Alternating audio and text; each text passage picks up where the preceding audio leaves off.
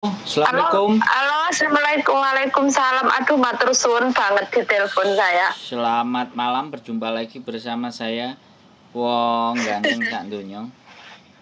Malam mas, masih sore loh. Masa sore? Soalnya lampuku nyala Iya, semua ya.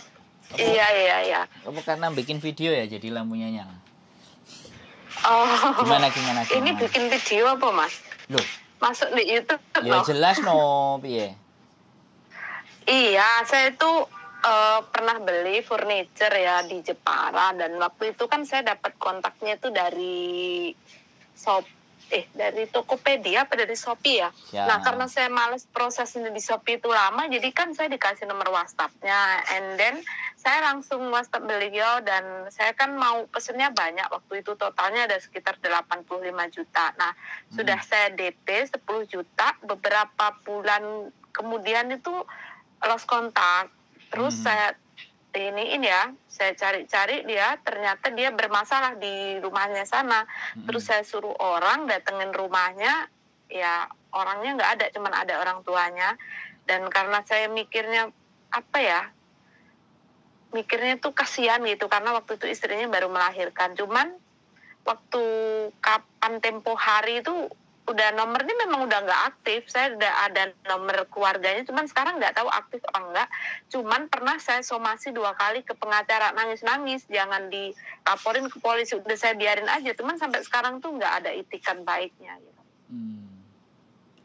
Jadi kerugian yang sampean alami ini berapa gitu? Cuman 10 juta ya mas, tapi 10 juta kalau nggak punya duit yo eling ya mas. Ya, nggak masalah. Makanya kan gini nih, kalau sampean tanyanya saya, kalau sampean mau diteruskan, ya saya ada. Ya kalau sampean sudah somasi dengan pengacara sampean, ya sudah bikin kronologis. Transfernya alamatnya kemana, orangnya kemana, ya sudah dikasuskan. Perdata. Atau penipuan. Karena kalau penipuan jatuhnya kan pidana. Iya, jatuhnya itu ke penipuan ya, penipuan lah mas, karena kan sebenarnya yang rugi bukan saya, ya rugi 10 juta. Cuman ya saya kesal banget karena itu kan furniture, itu kan pintu dan tetek bengek itu totalan kita udah 85 juta lah waktu itu. Saya bilang kalau barangnya udah jadi saya bayar 50%, nanti kalau barangnya udah sampai saya kirim semuanya. Dia bilang iya bu, nggak apa-apa gitu. Nah, sampai detik itu saya ada bukti semua transfernya, cuman transfernya itu ke istrinya gitu, ke nomor rekening istrinya, bukan rekening beliau gitu loh. Tapi data elektronik misalnya rekaman video atau chat atau semua ada nggak? Ada, saya simpan chatnya ada, cuman kalau video saya tidak pernah kak. Cuman chatnya, bukti transfer semua saya simpan gitu. Sampai sekarang saya simpan karena waktu itu sudah pernah disomasi sama pengacara saya, dan pengacara saya bilang, bu ini kalau mau diterusin ibunya adanya di Hong Kong, terus keluarga saya kan di Palembang, jadi ribet nih gitu. Bisa, uang juga nggak banyak gitu. Tetap gitu bisa. Beliau bilang. Terus dikuasakan akhirnya, bisa. Kuasa penuntutan. Terus gimana itu mas, bayar pengacaranya mahal lagi nggak? Ya makanya itu yang harus sampean tanyakan. Jadi kalau sampean dengan pengacara sampean bilangnya seperti itu, ya kalau dengan pengacara saya pasti nanti sampean tak suruh telepon sendiri, sampean ngomong sendiri bagaimana kasusnya, kronologisnya, semuanya, alat bukti semuanya. Kalau itu komplit dan melengkapi, ya kita naikkan, jadi kita acarakan. Tapi kalau seandainya menurut sampean, nah makanya dia pasti akan ngasih pertimbangan. Ada hal yang kira-kira bisa mereka bayar nggak. Kalau perdata kan, kalau kita memperkarakan dia nggak punya aset yang bisa disita kan sayang. Tapi kalau misalnya pidana jatuhnya penipuan. Nggak tahu persisnya mas, karena yang saya tahu beliau. Makanya gini mbak, dengerin saya ngomong dulu. Datang ke rumah beliau. Halo. Gitu, ada orang tuanya. Dan ada rumah orang tuanya, dan saya kasihan sekali karena orang tuanya lumpuh gitu waktu itu. Mbak, saya ngomong dulu ya. Jadi jangan sampean potong dulu. Sampean kan bertanya toh. Oh, oke. Makanya kan sampean tak kasih pertimbangan. Jadi sampean pikirkan balik gitu loh. Jadi kalau urusannya perdata kemudian tidak ada aset yang bisa disita, maka itu sayang kita memperkarakan. Tapi kalau misalnya perdata dan ada aset yang diperkarakan, nggak ada masalah. Yang nanti atas nama dia yang bisa kita sita, nggak ada masalah. Nah, tapi kalau punya sampean ini jatuhnya adalah pidana. Nah, kalau pidana kan beda dengan perdata. Kalau pidana dia nggak bisa, kalau bisa balikin ya kita damai, kita cabut tuntutan. Tapi kalau ternyata nggak bisa, ya kita pidanakan, dia masuk penjara. Tapi tidak mengganti rugi sampean, tapi akhirnya dia masuk penjara. Nah, itu sampean pikirkan dan terus dikonsultasikan dengan pengacara. Biaya pengacara dan segala sesuatunya apakah worth it gitu loh untuk ketidakrelaan hati sampean dalam melakukan hal itu gitu loh. Intinya kan ini kan adalah permasalahan di mana sampean sudah ada niatan dan sampean sudah DP tapi tidak ditindaklanjutin sama mereka, kan itu tuh. Iya, betul. Nah, makanya perlu dikonsultasikan juga. Lagi pula kalau bilang sampean posisinya di Hong Kong, ya bisa dikuasakan ke lawyer, ke pengacara. Makanya kan kenapa kalau orang berkasus-kasus itu kan, nah, giliran telepon mbaknya reconnecting. Ya udah, kita tunggu aja mbaknya reconnecting. Jadi, halo mbak. Iya, dengar suaranya jelas kok Mas. Oke, kalau ibaratnya dikuasakan kepada pengacara kan sampean tinggal tanda tangan dari KJRI, sampean posisi di luar, ya sudah semuanya diwakilkan ke pengacara. Ya tinggal negosiasi dan pengacaranya bisa dipercaya apa tidak gitu. Sudah disomasi soalnya kalau sudah disomasi 3 kali dan dia tidak bertindak, maka kita perkarakan, kan gitu ceritanya Mbak. Makanya semuanya kembalinya sama sampean. Ya terserah, kalau sampean punya pengacara sendiri monggo. Kalau sampean menggunakan pengacara saya punya 2. Kalau mahal nggak Mas? Kenapa? Mahal boten. Ya nanti sampean tak kasih nomornya, sampean ngomong. Karena dia pasti akan kronologis dan saksi.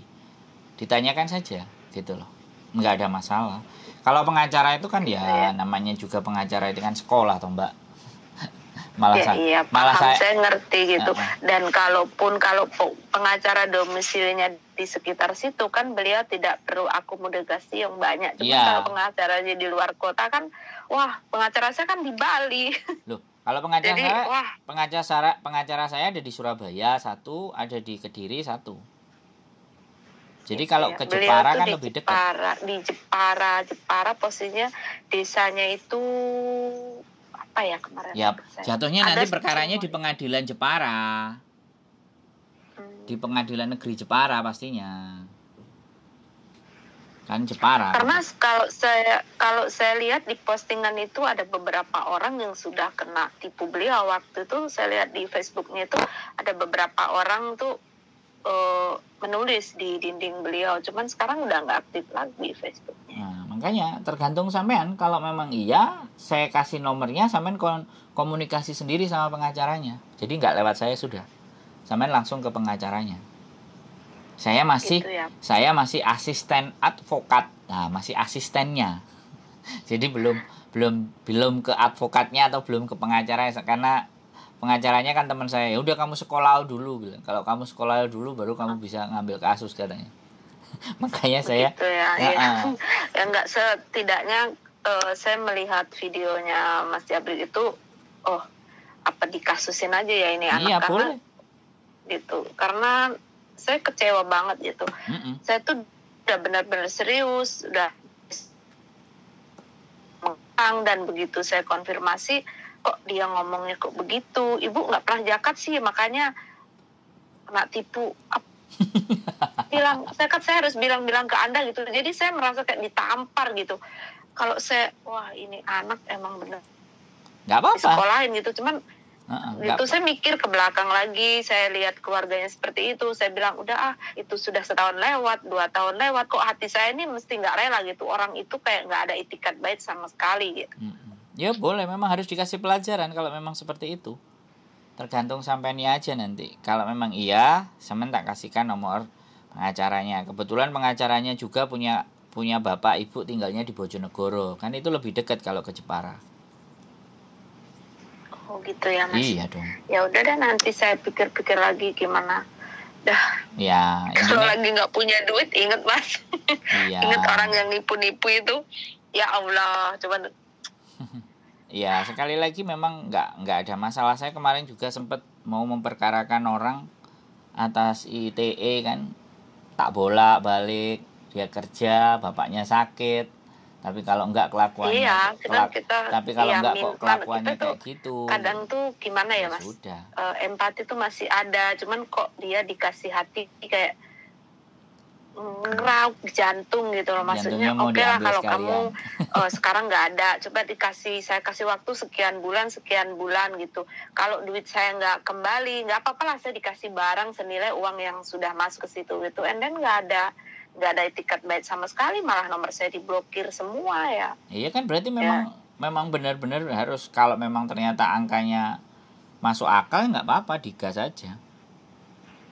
Gitu ya, Mas ya. Iya kan, tinggal sekali lagi daripada sampean ndongkol dan masih banyak berpikiran, kan mending ya sudah selesai kita mainkan. Iya, dongkol. Karena kita kan dalam Islam juga diajarin kita harus menagih utang orang tersebut. Iya, kasihan sama orang tersebut kan begitu. Terus saya bolak-balik terus saya lihat kontennya jenengan itu kayaknya memang aku harus memang harus nyari lagi orang itu gitu. Nah, saya aja juga nunggu ini ada memperkarakan sesuatu kok, juga mau saya perkarakan potongan proses ke Hong Kong.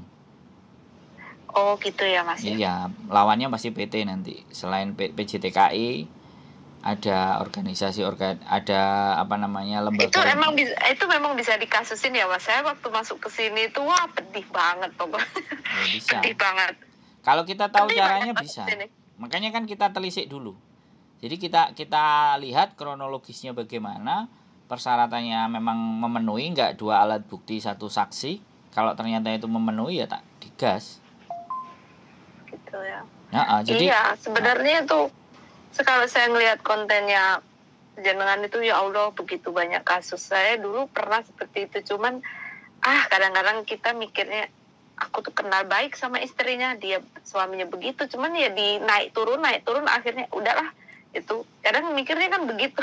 Iya, udah nggak gitu. Saya cuman kalau ada korban lagi cukuplah saya yang terakhir gitu waktu itu. Ya, itu terus namanya orang nipu itu kan nggak ada jeranya. Kayak kemarin si Garangan kemarin di tempatnya Miss Juni. Jadi itu kan ya teman-teman mau. Sekarang gini loh, semua para korban kalau menunjukkan. Iya, ya, ngomong saya tambahin ya, Mas, ngomong soal Garangan itu ada teman saya, cuman sudah nggak ada buktinya karena buktinya itu di HP dan HP-nya itu udah rusak. Beliau tuh sudah pernah kena 1 kali tahun 2014. Cuman nggak banyak, $3.500. Orang itu sampai ngancem-ngancem. Terus teman saya semua beliau terus nggak pernah main Facebook, main IG, semua nggak pernah, semua diblok, HP-nya dibuang. Udah nggak punya alat bukti lagi. HP-nya yang sama beliau tuh hilang, dia pernah dimaki-maki sama si itu orang, katanya. Saya kira orang itu sudah mati dulu kan, ngomong sama saya ini kena kanker gitu. Ternyata masih hidup gitu. Pas waktu kemarin dulu ketemu 2 minggu yang lalu lah, beliau tuh ngomongin, kamu tahu nggak ada kasus baru itu di YouTube rame, katanya, Mbak Yuni ya, aku kenal sama orang itu, pernah hampir ya selamat ya, aku disuruh pinjam bank, terus banknya itu nggak ngasih karena nggak ada saksi dan telepon rumah, kan dia bilang begitu. Aku tuh pengen ngasih bukti tapi HP-nya udah hilang, Facebook saya udah nggak bisa dibuka lagi, kata dia begitu. Makanya jadi sekali lagi ya, apapun permasalahan selama itu memenuhi aturan syarat hukum untuk kita acarakan, ya kita acarakan. Untuk kita persidangkan ya kita persidangkan.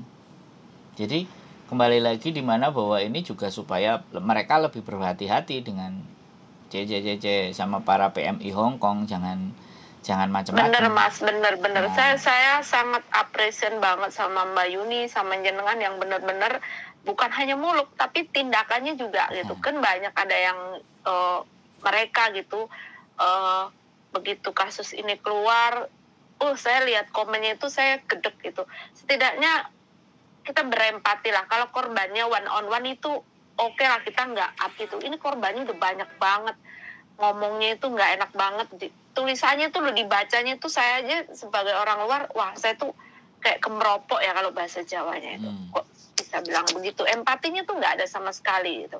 Empatinya nggak ada sama sekali. Ngomongnya nggak difilter, langsung keluar gitu. Kita nggak sadar kalau omongan kita tuh entah orang yang mendengarnya atau tulisan yang kita baca itu, wah, dampaknya itu serius loh. Beneran Mas, dampaknya serius. Karena saya pernah mengalami, walaupun bukan hal yang memalukan, cuman ya ampun, kata-katanya itu wah kayak gimana ya, sampai bahasa yang tidak seharusnya keluar itu keluar. Maksudnya udahlah kita mikirnya ini apa namanya, bahasa kasarnya kita beli gitu loh.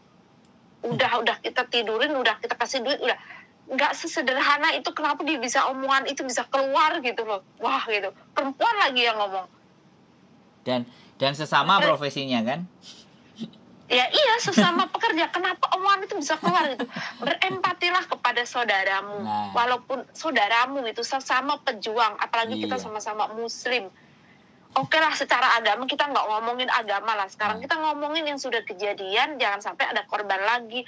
Harusnya kalau diangkat seperti ini, kita kasih support lah setidaknya. Kalau enggak, tangannya diem, mulutnya diem, nggak usah ikut ngeliatin aja udah deh gitu. Kalau nggak suka gitu, skip lah. Jangan ikut membumbui yang tadinya mbaknya tadi udah down, jadi tambah down.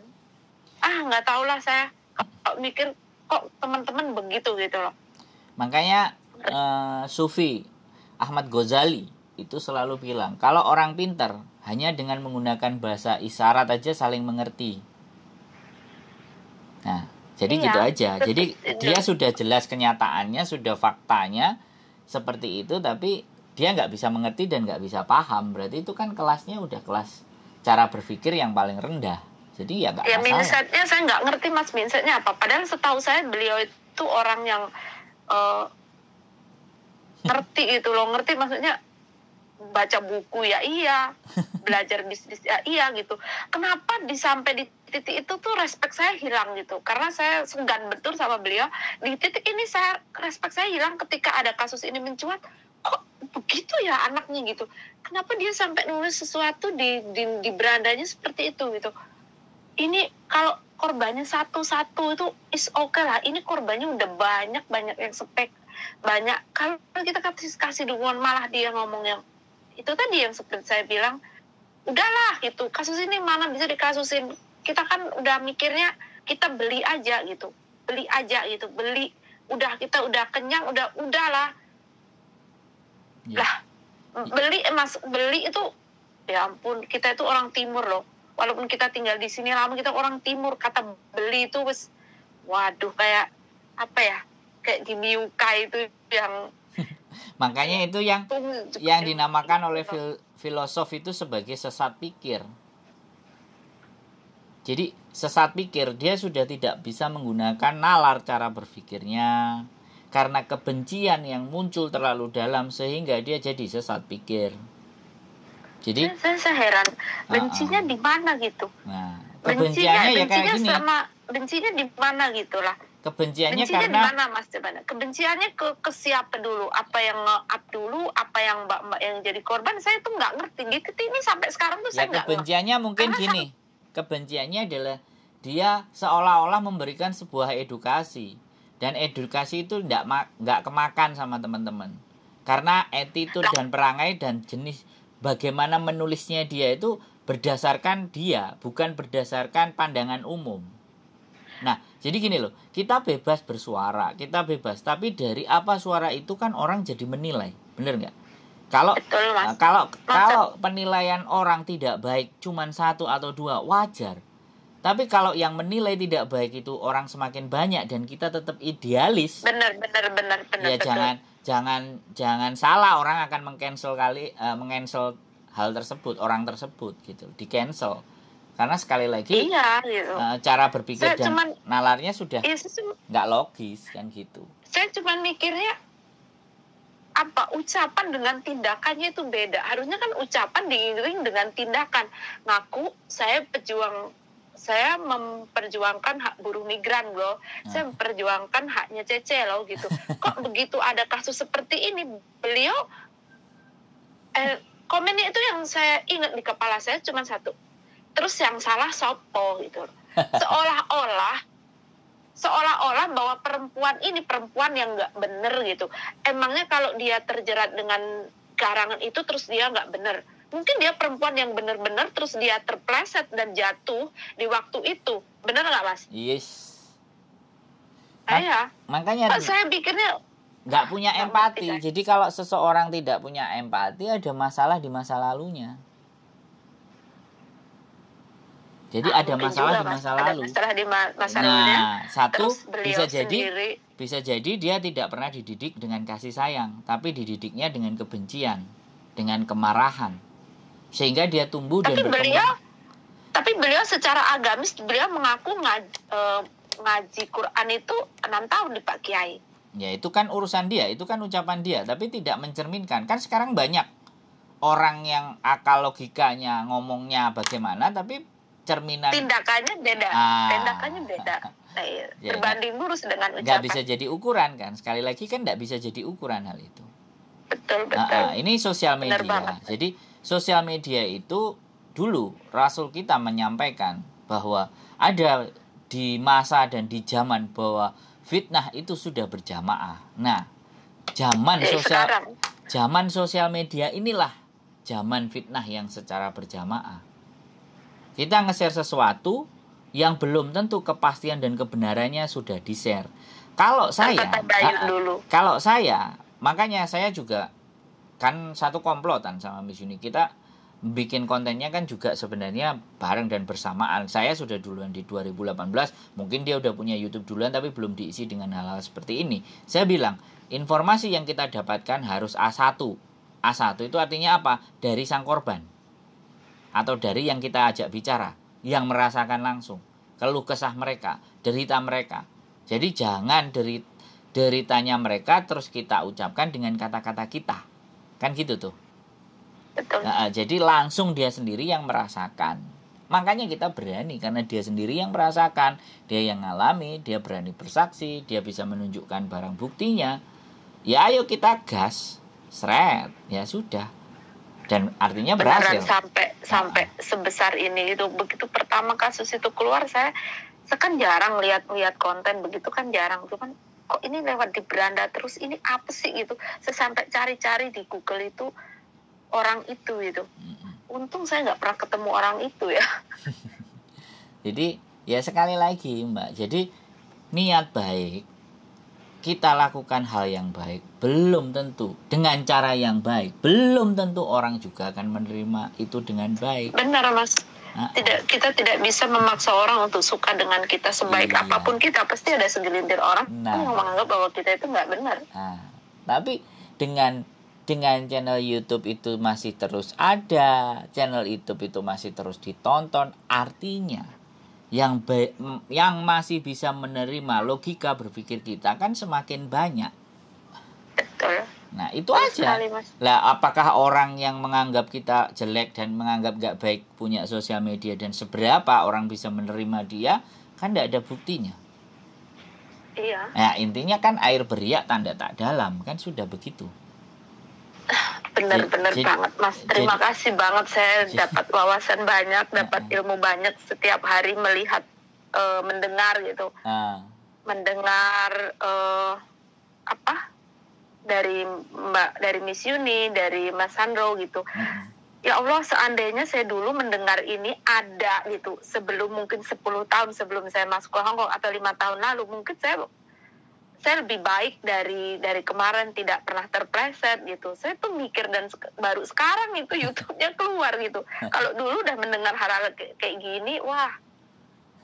Jadi kembali lagi, makanya kita customer care ya kalau kita bicara, atau customer care, di mana orang bertanya, di mana orang ingin menyampaikan masalahnya, ya kita selalu ready. Jadi iya, suatu wadah kayak keren banget gitu, Mas. Kayak kita lagi butuh, kita mau belajar ngaji, kita punya ustadz. Nah sekarang kita punya masalah di sini, siapa sih yang mau dengerin kita? Mas Sandro, Miss Yuni itu benar-benar orang luar biasa menurut saya. Karena apa? Saya kadang-kadang tuh dengerin curhatnya mbak-mbak itu, kadang-kadang yang nggak bermutu itu, kadang-kadang saya perutku mules, aku asam lambungku naik. Ya Allah, sabar banget ya beliau-beliau ini dengerin curhatannya mbak-mbak. Bener, Mas, saya bilang kadang-kadang, ya Allah, curhat gitu aja, curhat soal di Hong Kong ini kita yang udah lama ini, maksudnya itu belum seberapa sakitnya kita itu. Nah, belum seberapa sakitnya saya gitu. Makanya kita kadang-kadang tuh munculkan empati itu nggak semua orang bisa, Mbak. Memunculkan empati, memberi rasa simpati.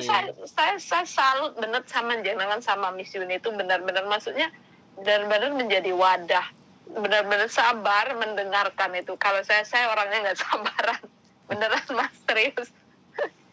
Ya makanya belajar, Mak. Dan mungkin yang teman-teman lihat kita hanya dengerin saja, tapi di balik kita dengerin ngajinya Pak Faiz, ngaji filsafatnya Pak Faiz, terus kita kadang-kadang baca Buya Hamka, bagaimana kesabarannya Buya Hamka dan bisa memaafkan. Kemudian kita juga baca kitabnya Ghazali, kita juga kadang-kadang bahas apa yang dibahas oleh Bante Utomo, Bhikkhu, kayak gitu kan. Terus kita Habib Jafar, kita juga dengerin, kadang kita lihat konten mengapa demikian, terus kita baca konten juga tentang filosofi, kita juga baca konten tentang bagaimana sesat pikir, bagaimana generasi strawberry. Jadi kita juga menambah wawasan itu semuanya, supaya itu semuanya bisa dibawa ke teman-teman gitu loh. Jadi komprehensif. Jadi mereka akan mendapatkan sesuatu yang terbaik setelah kita olah gitu. Harapan kita kan seperti itu. Makanya kita terus bertumbuh. Jadi harus ada vitamin juga, dengerin khotbah, dengerin ceramah. Kita juga dengerin itu, tujuannya untuk disampaikan balik gitu. Karena sekali lagi kita menghadapi telepon, menghadapi berbagai peliknya masalah. Yang paling sering adalah majikan ngomel, menghadapi majikan yang seperti ini, seperti itu. Bagaimana kita menyikapinya kan? Sebenarnya itu kan bagian dari pembelajaran secara psikis. Karena memang ya sudah, kita punya telinga dua, kita gunakan untuk mendengar.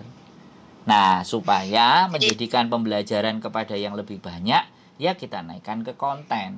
Kan seperti itu loh. Dilalah kontennya juga ada yang mau, ada yang bisa dengerin. Nah, jadi kita bawa ke channel YouTube, muka kita juga kita perlihatkan, kita juga nggak sembunyi-sembunyi, ya kan?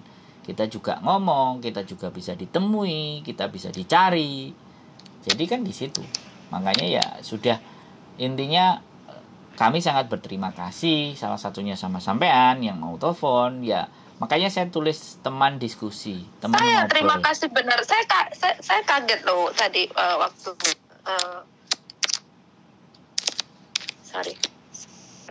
waktu Mas Handro telepon, wah begitu. Maksudnya sebegitu appreciation kepada kami, begitu ada masalah langsung di ini. Iya, soalnya habis Jumatan tadi. Terima kasih ya Mas Handro.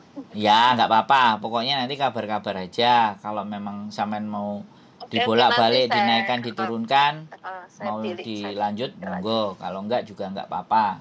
Berarti sampean sudah bisa berbesar hati dan berdamai. Tentunya ya Mas ya. Gitu aja. Sehat selalu Mbak ya. Terakhir Mas. Siap, besok Lebaran. Minal aizin wal faizin, mohon maaf lahir batin. Siap. Waalaikumsalam warahmatullahi wabarakatuh. Oke teman-teman semuanya, sekali lagi banyak hal, banyak kerisauan dan banyak kegalauan. Gak apa-apa, namanya juga teman diskusi, kita ngobrol, kita diskusi.